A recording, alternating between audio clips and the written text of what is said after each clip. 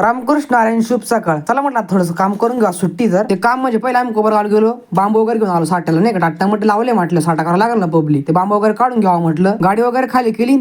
मग आता काही बांबू आपले मागच्या वर्षीचे उरलेले ते म्हणजे चांगले चांगले काढून घ्या म्हणलं. आणि बांबू वगैरे खाली झाले लगेच लेबर पण रेडी होतं आपलं. लेबर म्हणे बघा आम्ही साठ उभा करतो तर तू गावात जाऊन त्याच खुट्या बिट्या घेऊन ये म्हणते, गज बीज टाकेल काय कापायला. ते म्हणलं बरं बरं काहीच विषय घेऊन येतो. आम्ही याला कॉल करून दिला भाऊला, म्हणलं भाऊ झाले का रेडी. मग रेडी झाले म्हणजे निम्मे तर घेऊन जा म्हणजे निम्मे शिम्मे नाही का. म्हणलं निम्मे जातो घेऊन मोटरसायकलवर. काय डायरेक्ट पॅक केली आपली मंडीची गाडी. कसं राहतं माहिती विषय आपला मोकर वजन बघा गजन जेवढं दिसते पण मोकर वजन आहे. नंतर इकडे आलो त्यांचं काम चालू होतं. म्हणलं काहीच अडचणी चालू आहे तुमचं आलं, मी दुसरी ट्रिप मारला जातो. पण दुसरी ट्रिप मारायला गेलो तेवढं पप्पा ते पण आले होते. पप्पा म्हणे आता काय गाडी जाऊ नका. परत मग ते मोटरसायकलवरली उचलले, परत गाडीमध्ये टाकले.